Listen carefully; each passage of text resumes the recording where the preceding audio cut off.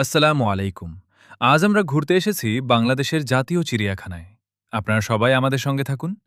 আজ পুরো চিড়িয়াখানা ঘুরে আপনাদের দেখাবো এখানকার সুন্দর সুন্দর প্রাণী আর মজার সব জায়গা। প্রবেশ করতেই চোখে পড়ল একদল শান্ত স্বভাবের হরিণ। সবুজ ঘাসের ওপর দৌড়াচ্ছে, আবার কেউ গাছের পাতা খাচ্ছে। দেখুন বন্ধুরা, আমিও এখন হরিণকে গাছের পাতা খাওয়ানোর চেষ্টা করছি। সত্যিই খুব সুন্দর একটা অনুভূতি। এত কাছ থেকে হরিণ দেখা আর তাদের খাওয়ানো আমার জন্য একেবারে নতুন অভিজ্ঞতা।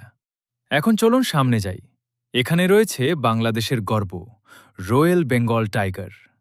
দূর থেকে দেখলেও তার রাজকীয় হাঁটা আর গর্জন সত্যিই মন কেড়ে নেয়। একটু সামনে এগোতেই দেখা মিলল শক্তিশালী সিংহের।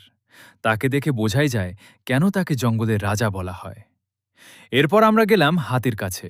বিশাল আকৃতির হাতিগুলো খুব শান্তভাবে দাঁড়িয়েছিল। পাশেই রয়েছে লম্বা গলার জিরাফ, যাকে কাছ থেকে দেখতে সত্যিই অসাধারণ লাগে। আরও আছে বানর, যারা এক ডাল থেকে আরেক ডালে লাফিয়ে লাফিয়ে দর্শনার্থীদের আনন্দ দিচ্ছে। রাইটিং বন্ধুরা, এখন আমরা চিড়িয়াখানার আরও ভেতরের দিকে চলে এসেছি। এখানে একের পর এক অসাধারণ প্রাণী দেখে সত্যিই মন ভরে যাচ্ছে। প্রথমেই দেখুন এই বিশাল উট। মরুভূমির প্রাণী হলেও এখানে খুব সুন্দরভাবে রাখা হয়েছে। উটটি ধীরে ধীরে হাঁটছে আর সবাইদের দাঁড়িয়ে ছবি তুলছে। এরপরই দেখা মিলল বিশাল আকৃতির উট পাখির। পৃথিবীর সবচেয়ে বড় পাখিগুলোর একটি এই উট পাখি। যদিও এটি উড়তে পারে না, কিন্তু দৌড়াতে পারে অনেক দ্রুত। এত বড় পাখি কাছ থেকে দেখা সত্যিই দারুণ একটি অভিজ্ঞতা। এখন আমরা চলে এসেছি কুমিরের ঘেরের সামনে।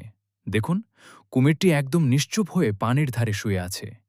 দূর থেকে দেখে মনে হতে পারে এটি নড়ছে না, কিন্তু সুযোগ পেলেই মুহূর্তের মধ্যে শিকার ধরে ফেলতে পারে। তাই সবাই নিরাপদ দূরত্ব থেকে দেখছে। এবার দেখুন বিশাল আকারের কচ্ছপ।